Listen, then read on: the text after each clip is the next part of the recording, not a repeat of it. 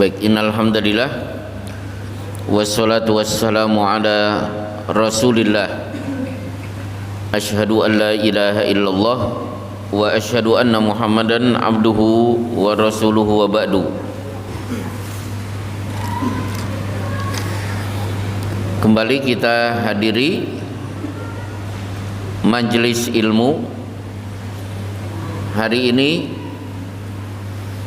kita akan membahas satu tema saya temukan di kitab Zadul Ma'ad fi Hadi Khairil Ibad tulisan Ibnul Qayyim Al-Jauziyah. Pembahasannya cuma setengah halaman berkenaan dengan ucapan aku yang dikecam oleh Allah. Kemudian akhirnya saya kembangkan, saya telusuri kata-kata aku dalam Quran dan hadis, dan inilah yang akan kita pelajari pada hari ini. Baik, makhluk yang membuat Allah marah gara-gara kata aku. Yang pertama kali tentu iblis, yang mempopulerkan pertama kali kata aku adalah iblis. Qala ma mana'aka alla tasjuda id amartuk. Qala ana, ini ana, saya, khairun minhu.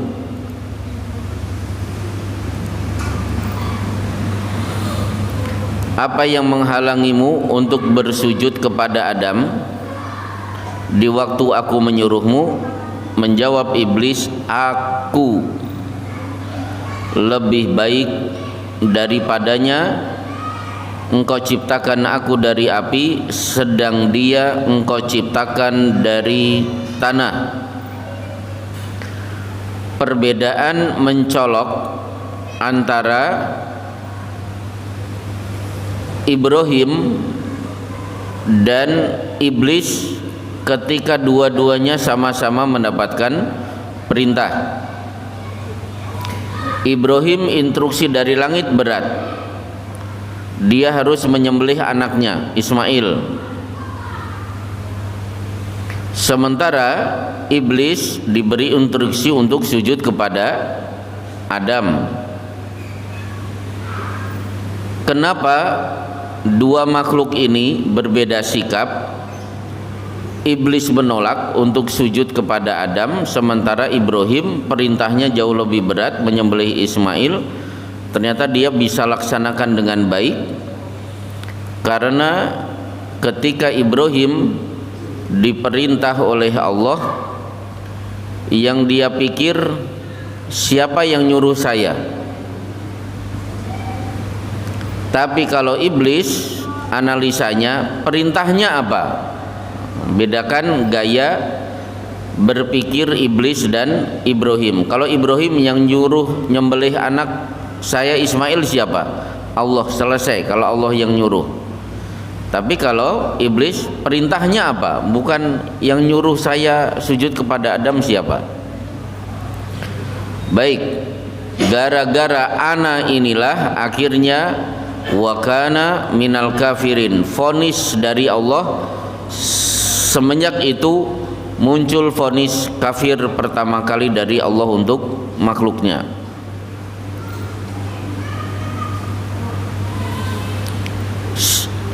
Yang kedua,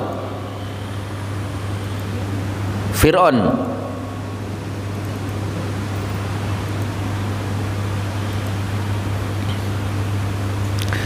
Surat Az-Zuhruf ayat 51-52.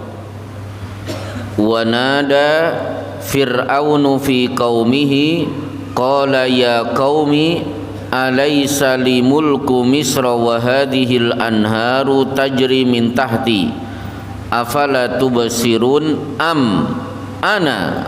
Di sini ada ana.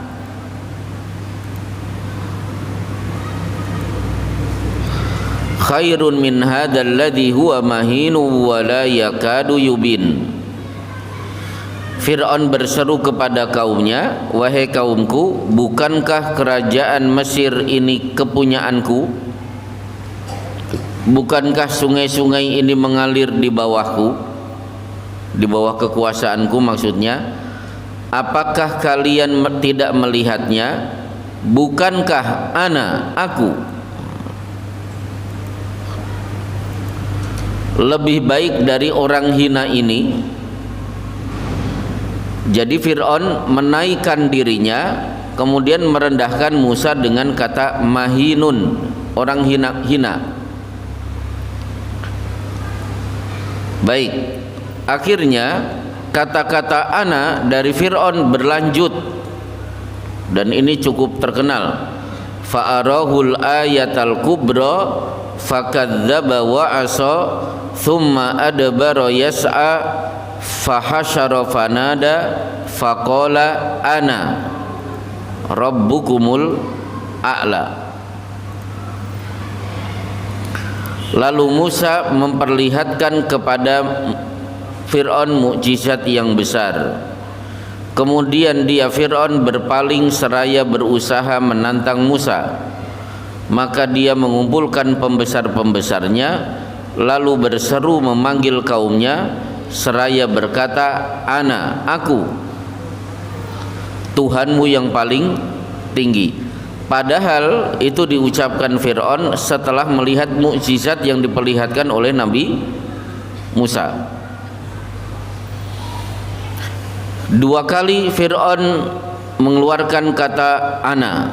Akhirnya untuk ketiga kalinya ana diucapkan lagi, tapi dalam kondisi kepepet, bukan dalam bentuk menyombongkan diri. Wajawazna bi bani Israil al-bahra fa'atba'ahum fir'aunu wa junuduhu baghyaw wa adwa hatta idza adrakahul gharaq qala amantu annahu la ilaha illa alladzi amanat bihi banu Israila wa ana. Nah, di sini wa ana.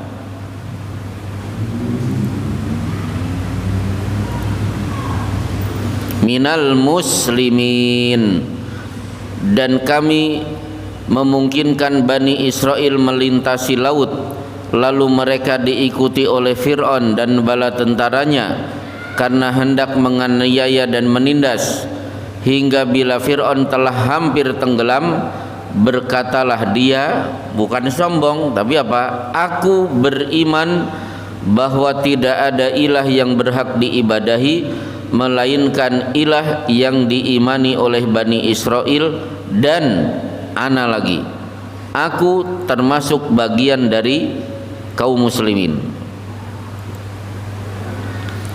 Ini bukti bahwa agama yang dibawa oleh Nabi Musa adalah Islam. Maka Fir'aun menyebut minal muslimin, sebagaimana mantan-mantan tukang sihir Fir'aun ketika menghadapi eksekusi karena ketahuan beriman kepada Nabi Musa, ucapan mereka adalah Rabbana afriq alaina sabran, ya Allah limpahilah kami kesabaran, wa tawaffana muslimin, wafatkan kami dalam keadaan muslim.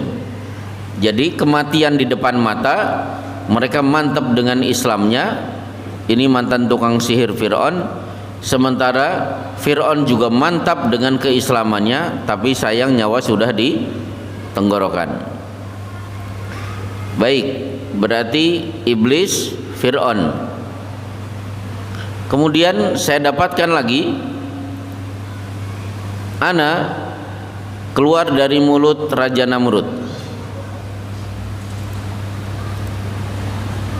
Al-Baqarah ayat 258.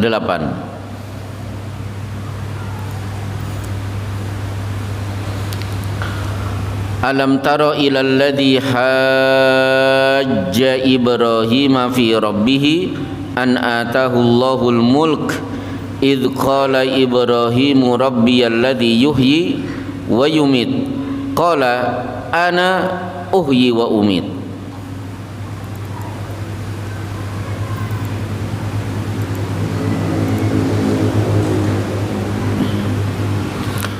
Apakah engkau Muhammad tidak memperhatikan orang yang mendebat Ibrahim, tafsirnya adalah Raja Namrud, tentang Robnya, karena Allah telah memberikan kepada orang itu kekuasaan ketika Ibrahim berkata, Robku ialah yang menghidupkan dan mematikan. Argumen Ibrahim, saya punya Allah, bisa menghidupkan dan mematikan. Raja Namrud, aku dapat menghidupkan dan mematikan. Dua orang diseret, satu dipenggal lehernya, satu dibiarkan hidup, untuk membuktikan ini loh, aku juga bisa menghidupkan dan mematikan. Baru Ibrahim mengeluarkan jurus, sesungguhnya Allah menerbitkan matahari dari timur, maka terbitkanlah dia dari barat.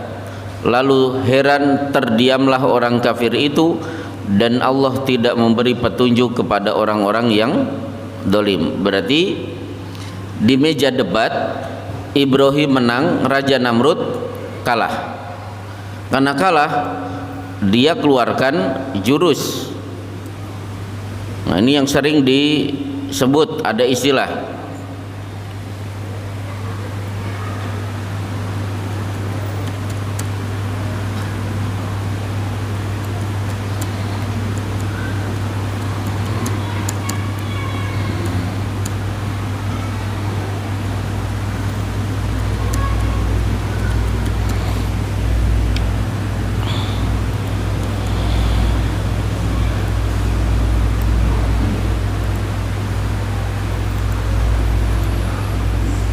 kekuatan logika. Ini milik siapa?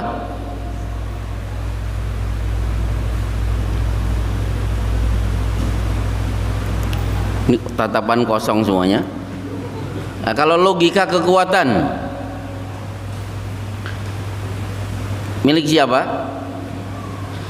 Kekuatan logika itu milik Ibrahim. Debat menang, kekuatan Ibrahim ada pada logikanya, maksudnya pada argumentasinya. Tapi kalau Raja Namrud, logikanya kekuatan, hebatnya ada pada kekuatan. Maksudnya apa? Ayatnya di sini tadi, dia punya kekuasaan.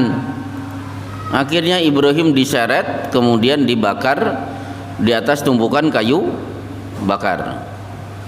Penguasa kan begitu, hari ini rata-rata begitu. Kita yang punya argumentasi kuat kalah dengan kekuasaan. Yang punya kekuasaan main tangkap, itu di mana-mana begitu. Jadi logika mereka ada pada kekuatan, kekuatan kita ada pada logika. Terserah paham atau tidak, bukan tanggung jawab saya. Baik, sekarang siapa lagi yang mempopulerkan kata-kata aku? Petani sukses yang ada di surat Al-Kahfi. Dua sahabat tidak akur gara-gara yang satu kafir, dapat nikmat justru lupa kepada Allah, sementara yang satu tetap tenang dengan rezeki yang biasa-biasa saja tapi tunduk patuh kepada Allah. Kita lihat, wa kana lahu samarun faqala li sahibihi wa huwa yuhawiruhu ana aktsaru minka malan wa a'azzu nafara. Dan dia mempunyai kekayaan besar, maka ia berkata kepada kawannya yang mukmin ketika ia bercakap-cakap dengannya, aku. Keluar kata-kata aku. Lebih banyak hartanya daripada dirimu dan pengikut-pengikutku lebih kuat. Jadi begitu sukses, keakuannya ditonjolkan, bahkan diucapkan, dipamerkan di depan sahabat karibnya. Baik, kemudian ada juga Aku dari Qarun tapi dengan domir di belakang, tidak dengan ana. Diingatkan oleh Nabi Musa kekayaannya, qala innama utituhu ala ilmin indi. Sesungguhnya aku hanya diberi harta itu, maksudnya harta saya melimpah karena ilmu yang ada padaku. Kalau bahasa sekarang, ya jelas aku pinter, aku ikut pelatihan bisnis, maka aku menjadi orang yang sukses. Tidak tahu bahwa, tidak sadar bahwa semuanya berasal dari Allah Subhanahu wa ta'ala. Baik, berarti yang bermasalah dengan kata aku, iblis, Fir'aun, Namrud, kemudian pebisnis sukses yang ada di surat Al-Kahfi, dan Qarun. Nah, sekarang kita telusuri kata-kata aku yang diucapkan oleh Rasulullah, oleh Allah Subhanahu wa ta'ala.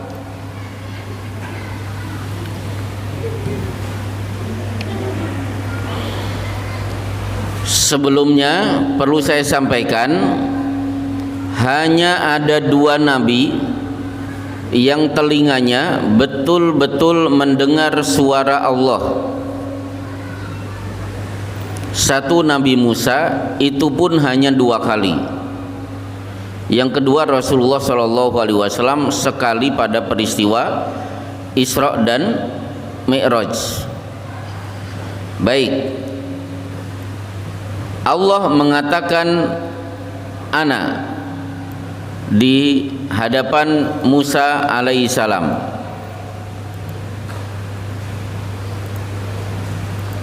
Untuk memperkenalkan diri, inni anallahu la ilaha illa ana fa'budni wa aqimis sholata lidzikri.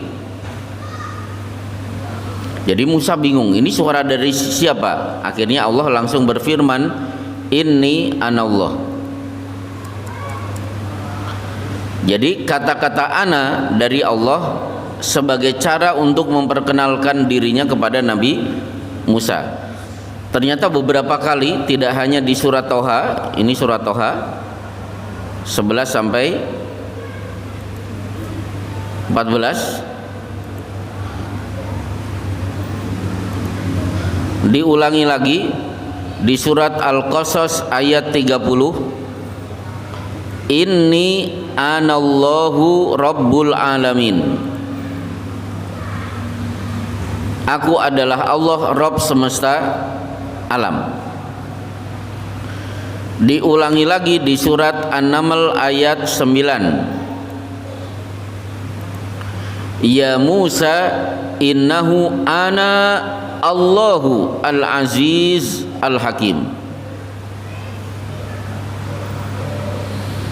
Baik, jadi bagaimana Allah menyebut ana? Untuk memperkenalkan dirinya kepada Nabi Musa. 4 kali Allah sebut-sebut dalam Al-Quran dengan berbagai macam kalimat.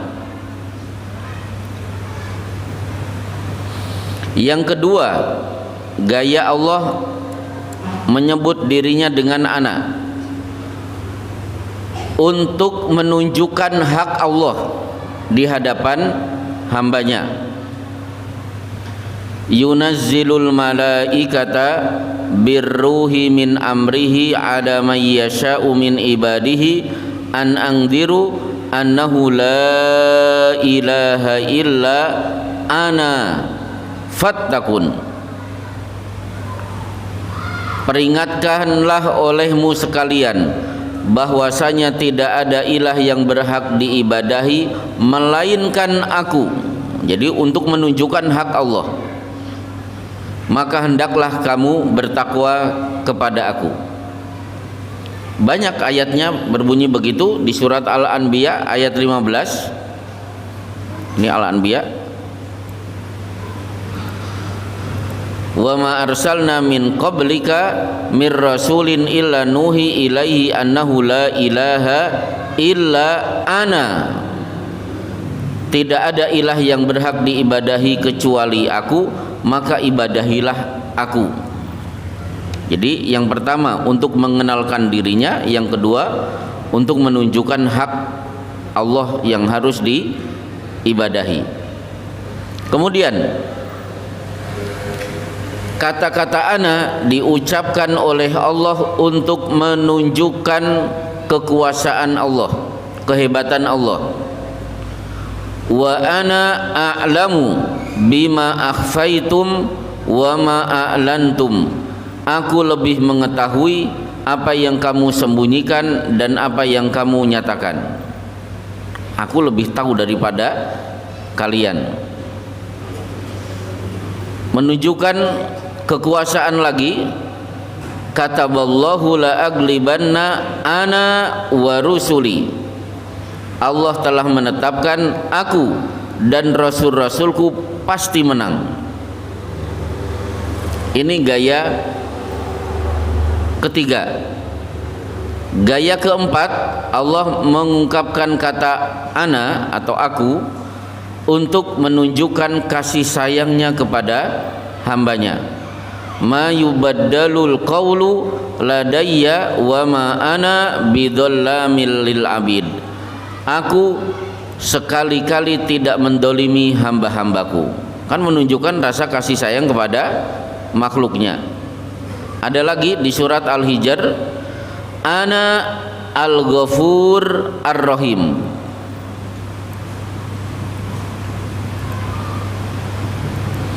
Aku itu maha pengampun lagi maha penyayang.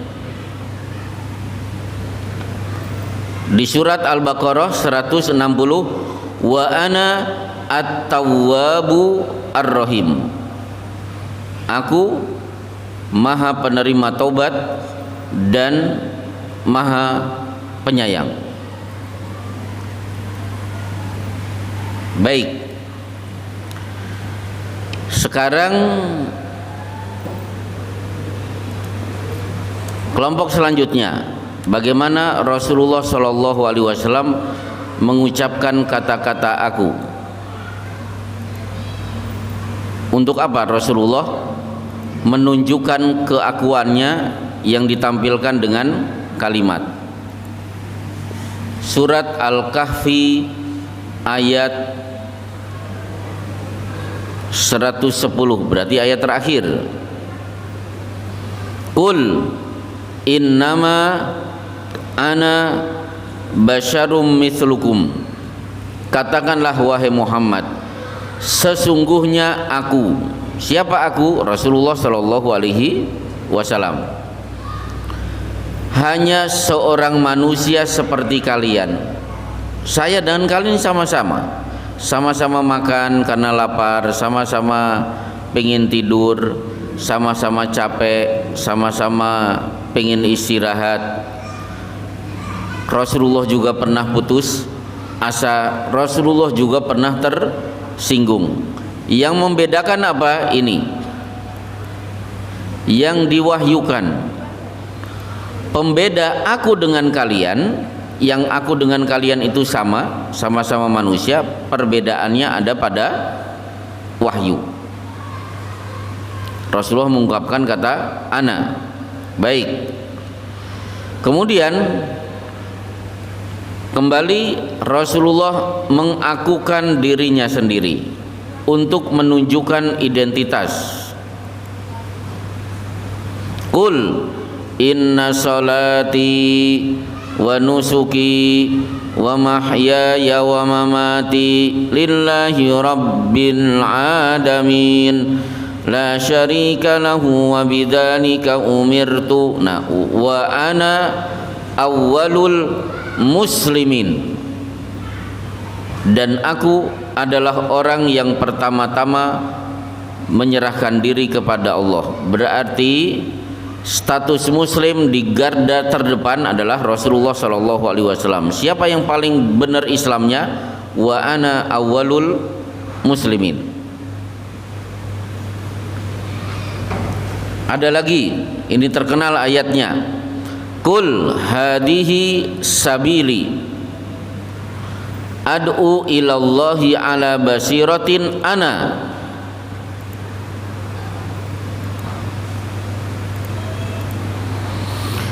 Inilah jalan agamaku, aku dan orang-orang yang mengikutiku. Apa jalan hidup aku dan kita semuanya, umatnya? Ad'u, sama-sama berdakwah. Berarti dakwah tugas Rasulullah dan seluruh umatnya, dengan berbagai cara sesuai dengan kemampuan masing-masing. Yang bisa ceramah berarti dakwahnya lewat ceramah. Yang bisa nyoting berarti sebarkan dakwah dengan cara disoting, direkam. Yang bisa diwujudkan dengan tulisan-tulisan. Yang bisa hanya sekedar ngomong, ngajak-ngajak temannya sehingga hadir di sini, silahkan. Ternyata ada yang punya ide pengajian akan hidup kalau ada makanan di belakang. Akhirnya donatur-donatur diteriaki, ayo keluarkan dana, kita butuh konsumsi. Mendengar ceramah itu capek, perut jadi lapar. Jadi dengar saja capek, apalagi yang ngomong dari tadi. Baik, udah. Yang lebih hebat lagi, ana yang paling hebat di surat Al-Kafirun. Qul ya ayyuhal kafirun sampai wala ana abidum ma abatum. Ini akunya sampai 3 kali. Menyatakan jangan ada kompromi. Aku tidak mungkin menyembah patung kalian, kalian nggak usah menyembah Allah.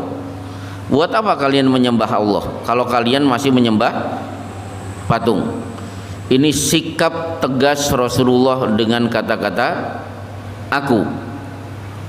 Tapi Rasulullah juga menyampaikan kata aku untuk menunjukkan kasih sayang beliau kepada umatnya. Ayo, siapa yang pengen punya rumah dekat aku di surga? Caranya apa? Ana wa kafilul yatimi fil jannati hakada. Aku dan yang memelihara anak yatim seperti di dalam al-jannah. Beliau memberi isyarat dengan jari telunjuk dan jari tengah. Sebagaimana jari telunjuk dan jari tengah itu begitu dekat, berarti begitulah dekatnya aku dengan orang yang ikut memelihara anak yatim. Ditampilkan dengan ana. Baik, kemudian Rasulullah kembali mengucapkan kata ana. Man ala jariyataini hatta tablugha jaa yaumal qiyamati ana wa huwa kahataini. Barang siapa memelihara 2 anak gadisnya hingga balik, 2 gadisnya taat kepada Allah, maka ia akan datang pada hari kiamat sementara aku dan dia seperti ini. Beliau merapatkan 5 jarinya. Begitu rapatnya aku dengan para orang tua yang sukses mendidik 2 gadisnya. Baik, masih banyak, tapi demi efektivitas kita langsung kepada aku dari kaum Nabi Sulaiman.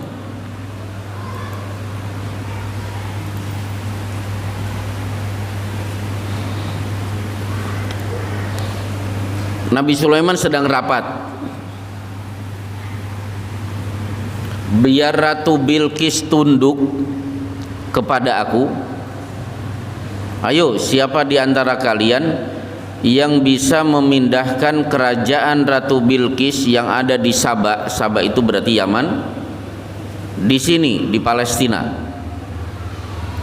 Ternyata ada 2 murid Nabi Sulaiman, anak buah Sulaiman.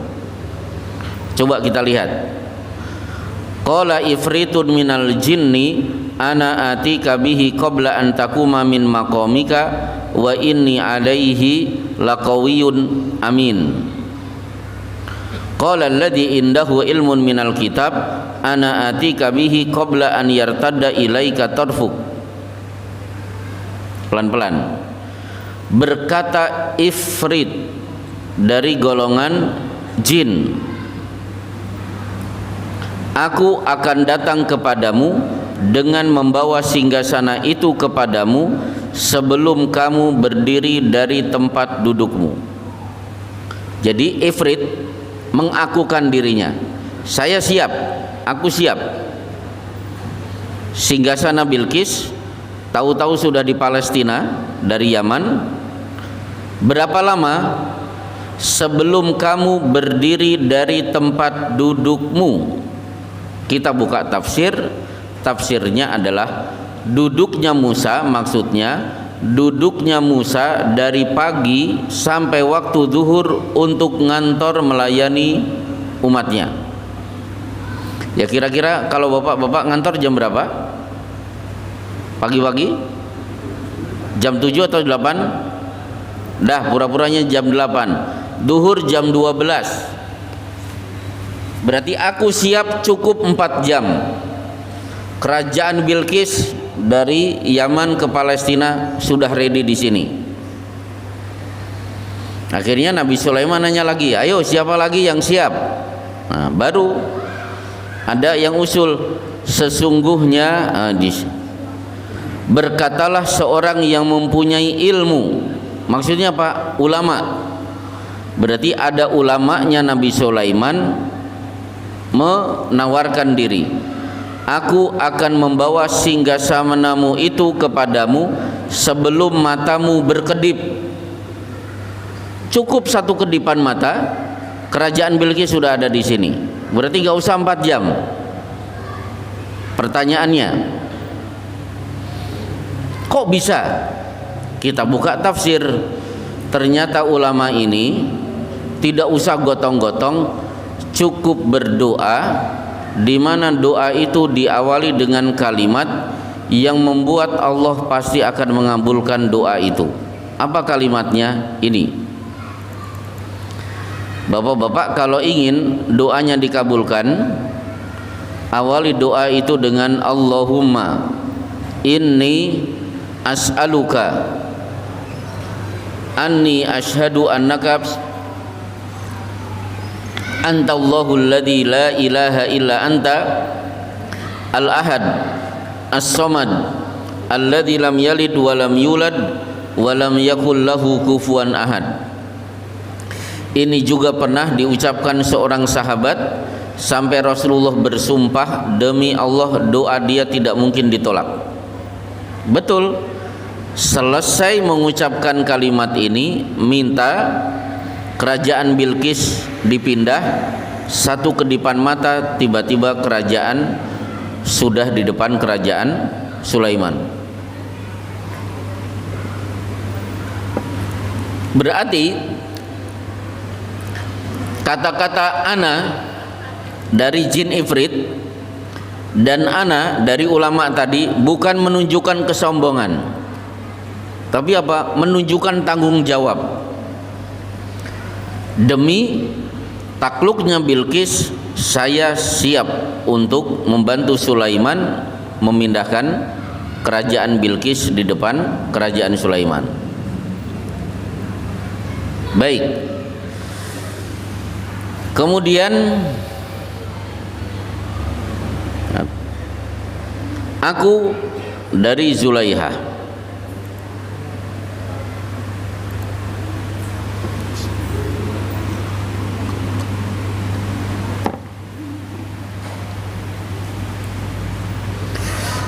Jadi begini, Nabi Yusuf ditawari oleh raja untuk keluar dan langsung akan diangkat pejabat di kerajaan Mesir. Ternyata Yusuf tidak mau. Buat apa aku dibebaskan dari penjara sementara aku dikenang mantan napi yang pernah akan memperkosa istri pejabat, yaitu Zulaiha. Bagiku bebas dari penjara itu tidak penting, nama baik itu yang lebih penting. Maka Yusuf memberi syarat, silahkan aku keluarkan dari penjara, syaratnya kumpulkan wanita Mesir yang pernah diundang Zulaikha untuk acara makan-makan yang sampai ngiris-ngiris tangan mereka. Zulaikha diundang, pertemukan dengan aku untuk membuktikan yang salah siapa, aku atau Zulaikha. Jadi bagi Yusuf nama baik jauh lebih penting daripada menghirup udara bebas di luar penjara. Nah, akhirnya dalam rapat wanita-wanita Mesir diundang, Zulaikha juga datang. Raja berkata kepada wanita-wanita itu, bagaimana keadaanmu ketika kamu menggoda Yusuf untuk menundukkan dirinya kepadamu?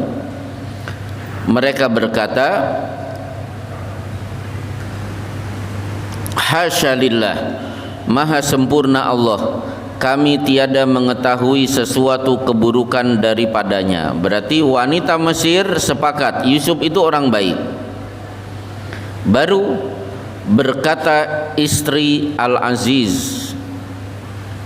Di surat Yusuf Zulaikha tidak pernah disebut. Yang disebut adalah Imra'atul Aziz, istrinya Al-Aziz. Kenapa nama Zulaikha tidak disebut? Tapi yang disebut apa? Ini Imra'atul Aziz.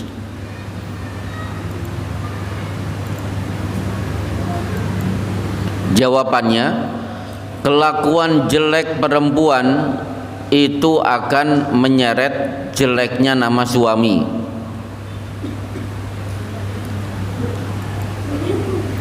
Baik,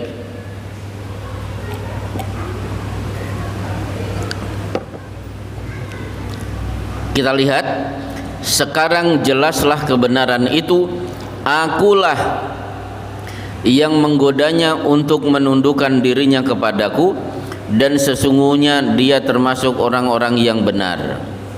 Baru Yusuf mau keluar dari penjara setelah pernyataan wanita-wanita Mesir. Zulaikha menggunakan kata aku yang menggoda dia. Berarti apa? Nama baik itu lebih penting daripada sekedar keluar dari penjara. Akhirnya ini ada apa ini? Bocah-bocah. Boleh apa? Nah, baik.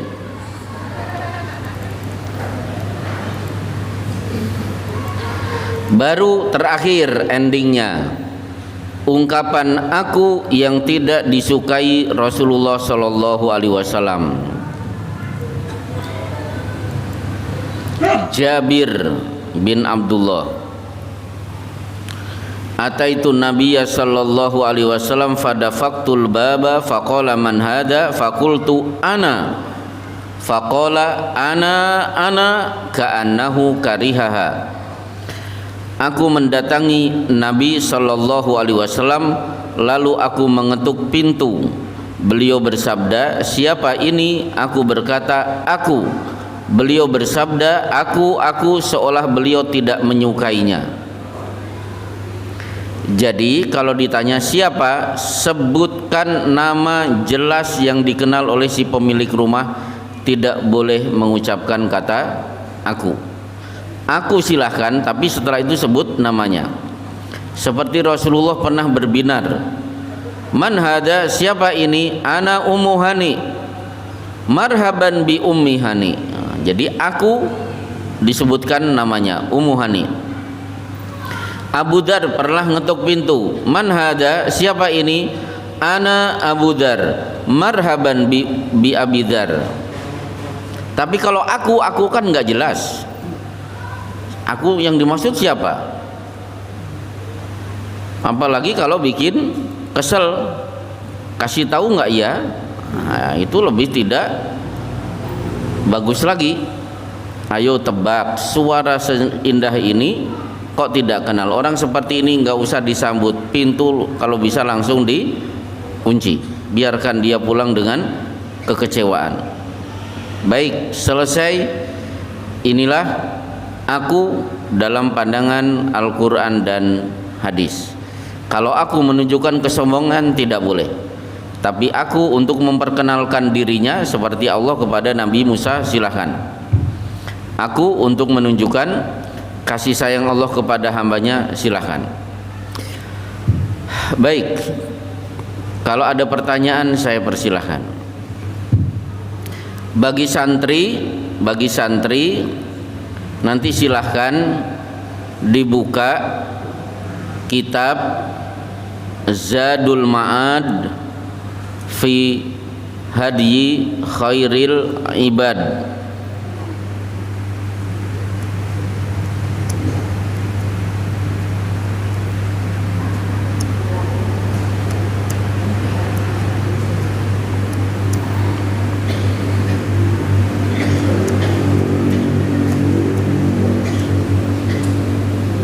Tulisan Ibnul Qayyim Al-Jauziyah. Ini kitab bagus. Jadi saya dapatkan materi ini dari kitab itu meskipun cuma setengah lembar, pendek, tapi akhirnya saya tertarik dengan pembahasan beliau, saya kembangkan, saya telusuri kata-kata ana dalam Quran dan hadis. Pertanyaan pertama. Oh iya. Terima kasih Ustaz. Assalamualaikum warahmatullahi wabarakatuh. Waalaikumsalam. Hubungannya dengan materi ini, kalau kita simak dari awal tentang aku, memang secara umum kalau kita terima itu agak membingungkan, karena di mana kata aku ini sering kita ucapkan dan dengan sadar atau tidak sadar kita selalu gelut dengan kata aku ketika kita berkomunikasi dengan lawan kata. Kalau tadi dikelompokkan jadi dua, kata aku yang bisa mengantarkan kesombongan, dan yang kedua adalah kata aku dari Allah dan Rasulullah. Nah, untuk itu maka tolong untuk dijabarkan secara luas tentang aku yang setiap hari itu kita berkomunikasi dengan lawan jenis. Suatu misalnya ada orang mengatakan, wah masakan siapa ini yang enak sekali? Oh, aku yang masak. Oh iya. Iya. Dengan kata aku di sini sadar tidak sadar, dia mengucapkan aku yang bisa masak seperti ini. Tapi ini kan sering diucapkan. Yeah. Dan itu kalau kita telah kan banyak mengandung kata maksud kesombongan kan. Yeah. Oh ini masakanku, tes ini masakanku. Ada yang lain banyak. Siapa yang bisa lari cepat sini? Aku no. Aku no dasar. Sopo meneh. Makanya iya. Mohon gambarannya yang lebih jelas, karena mau tidak mau menerima dari ulasan tadi itu terus terang itu masih ambigu, masih agak sarang-sarang. Terima kasih Pak Ustaz. Assalamualaikum warahmatullahi wabarakatuh. Waalaikumsalam warahmatullahi. Justru dengan tanya jawab ini akhirnya yang nggak jelas-jelas kemudian menjadi jelas. Jadi gini, saya beri contoh. Kalau bapak-bapak ikut rapat musyawarah, maka etika rapat: 1, masuklah ke ruang rapat membawa usulan bukan membawa kesimpulan. Saya kan cuma usulan. Siapa tahu ketika saya usul teman saya ternyata ternyata ketahuan teman saya usulnya jauh lebih berkualitas. Tapi kalau dia membawa kesimpulan, pokoknya usulanku harus diterima. Yang kedua, ketika usulannya akhirnya diterima, segera beristighfar kepada Allah karena usulan yang diterima akan dijalankan oleh para peserta, dan nanti hari kiamat yang ditanya pertama kali kita, karena kita yang mengusulkan. Betul usulan kita bagus, tapi boleh jadi retorika kita yang bicara memikat menyebabkan usulan yang bagus menyingkirkan usulan yang lebih berkualitas hanya gara-gara retorika bicara yang memikat. Padahal retorika bicara memikat. Rasulullah bersabda, inna minal bayani la sihra. Retorika bicara yang memikat, yang akhirnya menyingkirkan yang lain yang lebih bagus, itu bagian dari sihir. 2. 3. Kalau usulan kita tidak diterima, jangan sakit hati. Alhamdulillah, nanti hari kiamat saya tidak akan dimintai pertanggungjawaban. Jadi masuk ruang rapat jangan menonjolkan akunya, itu bahaya.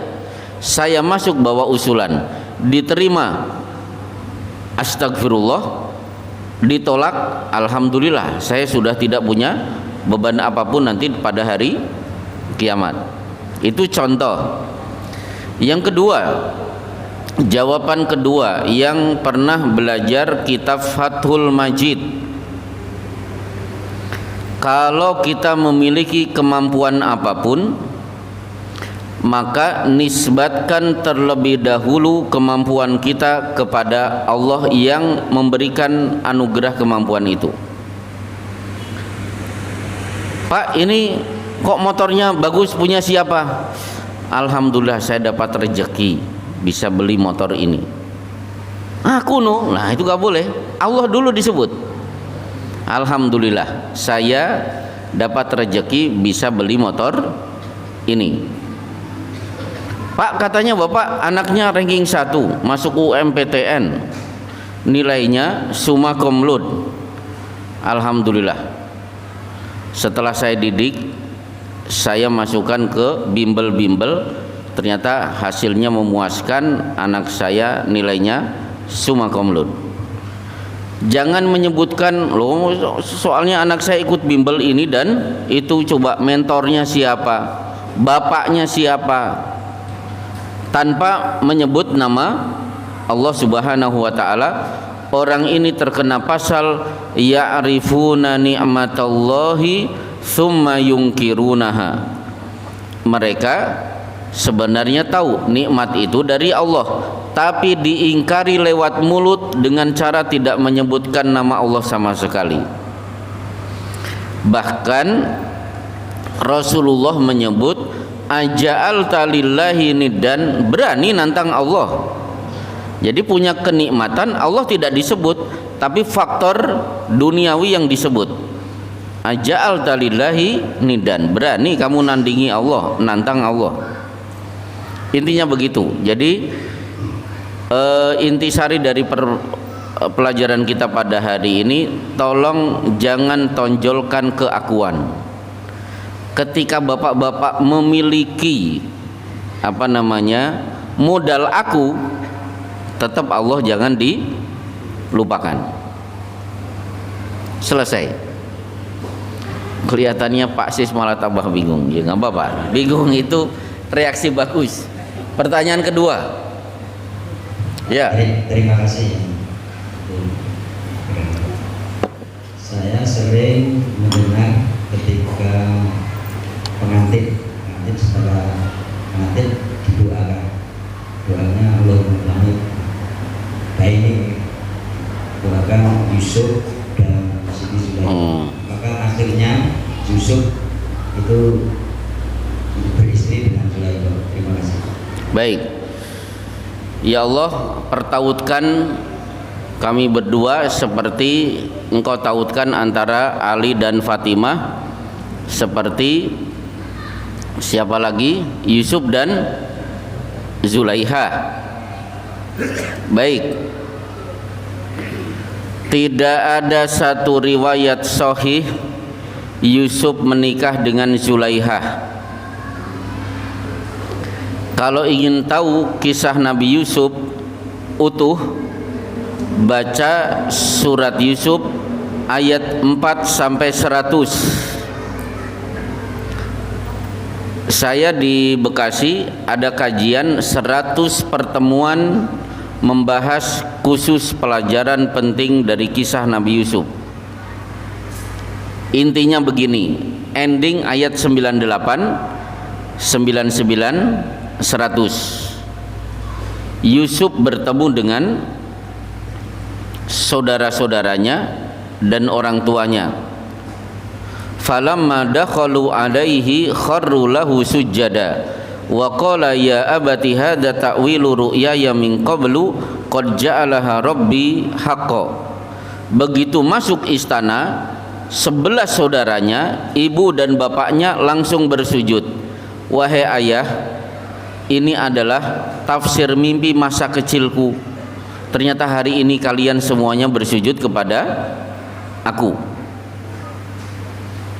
Habis itu apa? Yusuf berdoa, Rabbi qad ataitani minal mulki wa 'allamtani min ta'wilil ahadits fatiras samawati wal ard, sampai kalimat tawaffani muslima wa alhiqni bisolihin.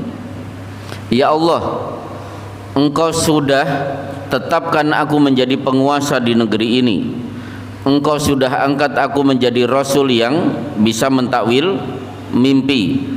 Setelah Engkau pertemukan aku dengan keluarga besarku. Ya Allah, aku pengen mati dalam keadaan muslim dan ingin bertemu dengan orang-orang soleh di sana. Justru di puncak karir, sudah bukan menteri lagi, penguasa, sudah jelas nabi, sudah ketemu dengan saudara-saudara dan keluarga besar termasuk ayah dan ibunya. Justru Yusuf minta mati. Dari situ tidak ada riwayat Yusuf pernah nikah atau tidak. Apakah menikah dengan Zulaikha? Jadi kalau ingin mendoakan pengantin, nggak usah pakai gitu, udah cukup barakallahu laka wa baraka alaika wa jama'a bainakuma fi khair. Sebagaimana engkau pertemukan antara Yusuf dan Zulaikha, Ali dan Fatimah. Nanti merembet-rembet yang lain-lain disebut. Selesai ya? Baik, tidak ada riwayatnya begitu. Termasuk yang perlu saya luruskan persepsi, Qabil dan Habil tidak akur gara-gara apa? Jodoh kan? Iri, adikku kok jodohnya cantik, aku jodohnya jelek. Itu dari mana ceritanya? Enggak ada. Maka kisah Qabil dan Habil diawali oleh Allah dengan kalimat watlu alaihi naba'a bani adama bil haq. Ceritakan wahai Muhammad kisah dua anak Nabi Adam dengan benar. Berarti jangan cerita yang tidak benar. Kenapa dua-duanya tidak akur, bermusuhan? Idh qarraba qurbanan fatukubbila min ahadima walam yutaqabbal minal akhar. Dua anak ini berkorban, anak yang ini diterima kurbannya, ini tidak diterima. Kakaknya langsung marah, la'aqtulannak, benar-benar akan aku bunuh kamu. Jadi tidak akurnya bukan karena perjodohan, tapi dia marah, kecewa ketika kurban adiknya diterima, sementara kurban dia tidak diterima oleh Allah. Baik, ada yang lain? Oh, Pak Sardi, monggo Pak. Assalamualaikum warahmatullahi wabarakatuh. Waalaikumsalam warahmatullahi wabarakatuh. Pertanyaan di luar tema. Ya. Ini bulan Ramadan, umumnya sebentar lagi dalam Idul Fitri, banyak yang menghitung-hitung tentang zakat mal untuk dirinya sendiri atau mungkin untuk orang lain yang dia sebagai panitia. Untuk itu kami minta diterangkan sebagai contoh suatu keluarga yang mempunyai penghasilan dari gaji atau mungkin ya penghasilan dari upah dan sebagainya, yang bapak mempunyai penghasilan 8 juta misalnya, kemudian yang sang istri mempunyai penghasilan satu bulannya 7 juta. Di samping itu mempunyai sawah 2 patok, yang sawah itu digarapkan Ya. Keluarga itu mempunyai tabungan di bank sekitar 100 juta umpamanya. Ya. Kemudian mempunyai mobil yang dibelinya sekitar tahun itu seharga 120 juta. Ya, ya. Keluarga tersebut masih mempunyai seorang anak yang menjadi tanggungannya, masih dalam keadaan kuliah. Untuk itu mohon bagaimana cara menghitung zakat mal yang akan dikeluarkan oleh keluarga tersebut. Terima kasih. Assalamualaikum warahmatullahi wabarakatuh. Waalaikumsalam warahmatullahi. Kalau disebut zakat mal, intinya begini, uang, emas, berarti perhiasan ya, emas atau perak,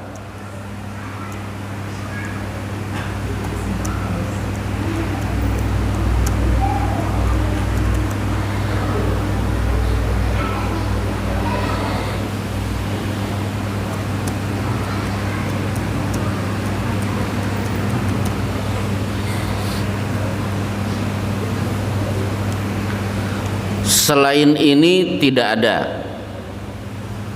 Contoh apa? Saya punya mobil, ada zakatnya tidak? Laisa fil baqari al awamili sodakotun. Tidak ada kewajiban mengeluarkan zakat dari kepemilikan kerbau yang biasa digunakan untuk membajak sawah. Jadi kalau kerbau buat, kalau sekarang kan mobil buat pergi ke kantor misalnya, itu tidak dikeluarkan zakatnya. Sawah tidak dikeluarkan zakatnya. Yang dikeluarkan adalah padi dari hasil panen. Itu satu. Jadi yang punya mobil, punya motor, punya kebun, punya sawah, punya kolam, tidak ada zakatnya. Hadisnya tadi. Kemudian dari ini satu uang. Kelompok kedua emas dan perak. 3 ternak. Seperti kepemilikan kambing sampai 40 dan hasil pertanian. Dalam kitab fikih tidak mengenal penggabungan. Maksudnya begini, Bapak punya duit di tabungan, usianya 1 tahun. Berapa nisabnya? Nisabnya 20 dinar.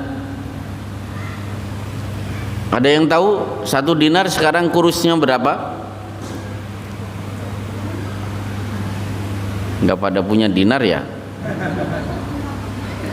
Saya dulu pernah punya dinar. Ketika saya akan membeli sesuatu, dana butuh besar, akhirnya dinar itu saya jual kembali. Kira-kira hari ini dinar itu 2.300.000, semoga tidak salah. Berarti 2.300.000 kali 20 berarti berapa?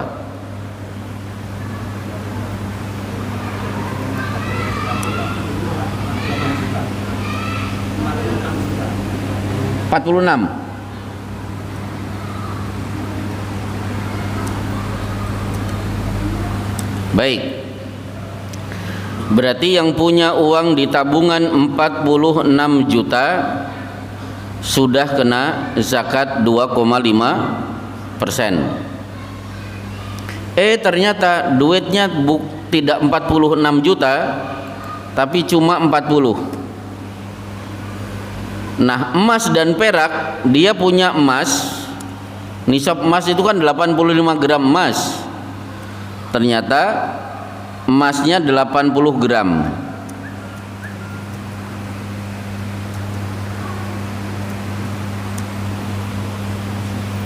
Ternak kambingnya nisabnya kan 40.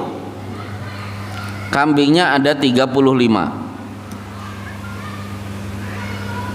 Ini berarti duit tidak sampai nisab, emas tidak sampai nisab, ternak tidak sampai nisab. Meskipun kalau digabungkan itu pasti masuk nisab, tapi dalam teori zakat tidak ada penggabungan dan badan amil zakat tidak boleh, Pak maaf betul ini tidak nisab, ini tidak nisab, coba dikumpulkan, akhirnya diambil 2,5%, nggak ada. Jadi yang punya uang 40 juta aman, tidak ada zakat. Dan tidak ada penggabungan antara duit suami dan istri. Duit suami-suami hitung aja nisabnya, duit istri juga duit istri. Akhirnya bingung. Ini tidak nisab, emas tidak sampai nisab, saya punya kambing juga tidak sampai nisab, tapi saya pengen dapat pahala dari harta. Berarti keluarkan infak bukan zakat. Intinya begitu. Selesai. Berarti zakat itu tidak berat. Penghasilan.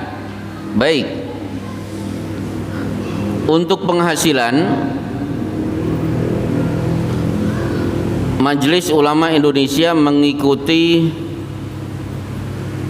fatwa Syekh Yusuf Qardawi. Maka di sana ada zakat profesi. Otomatis setiap karyawan pegawai negeri begitu dia dapat gaji setiap bulan langsung diambil 2,5%. Ini teori dari Syekh Yusuf Qardawi, dipakai oleh banyak ulama di Indonesia, tapi banyak yang tidak sepakat karena zakat itu syaratnya nisab dan haul. Zakat itu diambil setahun sekali, bukan sebulan sekali. Dan gaji bapak-bapak sebulan sekali itu kan belum sampai nisab.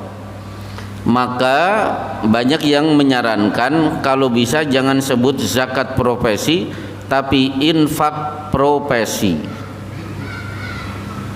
Infak boleh, kalau infak tidak terikat berapa jumlahnya. Jadi yang diambil zakatnya duit yang di tabungan, bukan yang ada gaji sebulan, setiap 1 bulan sekali yang diterima oleh para pegawai.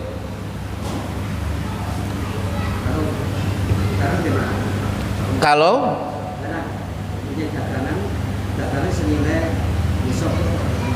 ya udah dagangannya saja setahun sekali juga, bukan sebulan sekali. Beda dengan pajak. Pajak itu tiada maaf, mau kaya atau miskin semuanya diambil. Coba Bapak punya motor, orangnya dipajaki, motornya dipajaki. Orangnya dipajaki dengan cara apa? Duit diambil lewat SIM, motornya lewat STNK. Itu pajak. Dan dalam Islam tidak ada mengambil uang dari warga negara lewat kepemilikan harta. Saya sebenarnya pengen ngisi materi tentang pajak, tapi ngeri-ngeri sedap. Khawatir ada orang pajak marah. Itu ngeri-ngeri sedap. Hadisnya mengerikan. Apalagi kalau membahas kitab Al-Kabair, 70 dosa besar. Nah, salah satu yang dikecam di kitab itu adalah mengambil pajak dari warga negara. Meskipun begitu saya termasuk warga negara yang taat kepada pajak, meskipun saya tidak ikhlas. Tetap pajak itu sebelum waktunya sudah saya selesaikan. Baik, dua penanya terakhir. Ya. Kalau modal usaha itu berarti nisabnya ikut uang. Iya, nisabnya ikut uang. Jadi barang yang ada itu Pokoknya ambil 20 dinar. Yang punya usaha itu nilainya 20 dinar. Berapa 20 dinar? Buka Google, tanyakan 1 dinar berapa. Selesai. Satu lagi.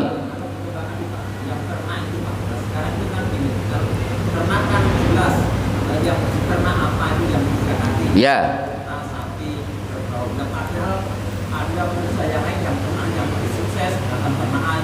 Ya. Ya. Ternak ayam tidak keluar zakat. Ternak lele tidak ada zakat. Monggo kalau mau infak. Itu hebatnya Islam. Yang diambil cuma al-an'am. Apa itu? Kambing, sapi, unta. Jadi yang peternak sukses lele itu tidak ada diambil zakatnya, nggak ada, nggak boleh.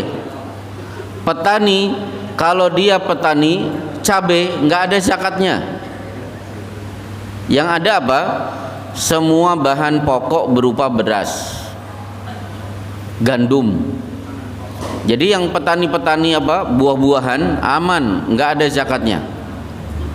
Silakan, ini kabar gembira bagi para petani buah. Yang juragan semongko nggak ada zakatnya.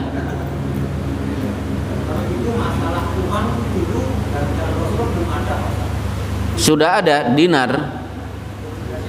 Ta'isa abdud dinar, ta'isa abdud dirham, ta'isa abdul khamisah, ta'isa abdul khamilah, ta'isa wantakasa, wa idza syika falan takosa. Celaka hamba dinar yang dipikir terus duit dinar. Celaka hamba dirham yang dipikir perolehan dirham setiap harinya. Dia bisa tidur kalau omset hari ini masuk sesuai dengan target. Hidupnya merana kalau target tidak terpenuhi. Puasnya seorang muslim bukan gitu. Alhamdulillah hari ini sudah sholat 5 waktu. Alhamdulillah Ramadan 5 kali khatam. Harusnya itu yang ditanamkan. Wah, ini tokoh kita ya. Silakan.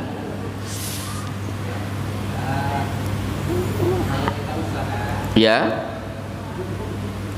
Ketika kemudian atau hasilnya itu ditabung ataupun terakumulasi selama setahun, misalnya lele, miara lele, kemudian keuntungan. Oh ya. Nah, selama setahun, apakah itu juga terbebas dari? Oh gitu ya. Baik, ini berarti menambah keterangan. Jadi gini, tidak boleh diambil zakat gara-gara dia sukses memelihara lele. Yang diambil itu duitnya yang di tabungan, bukan karena lelenya. Gitu ya. Karena kalau dia lele sukses, kemudian apa? Ikan emas sukses, ayam sukses, akhirnya ayam diambil, lele diambil, ini diambil, terus duit di tabungan diambil. Nyonyor itu semuanya, nggak bisa. Kasihan.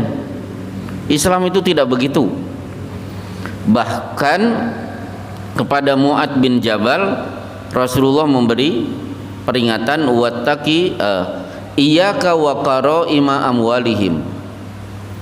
Sebagai petugas zakat jangan nyari-nyari celah yang tidak perlu diambil, harus diambil. Coba petugas zakat kan, wah nyari celah gimana caranya, ini yang jualan kena pajak.